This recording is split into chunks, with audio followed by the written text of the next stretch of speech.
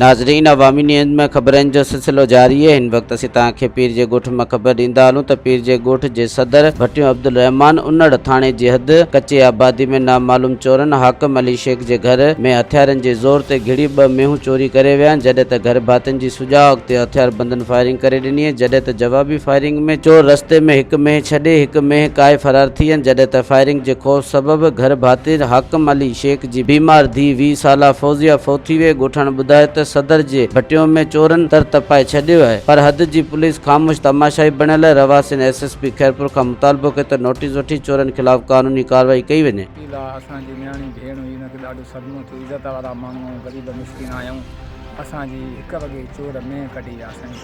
उनजे असां कढ वियासीं। उनजे सदमे में असांजी 14 सालनि जी नौजवान भेण सूरत में असांखे गुज़ारे थी।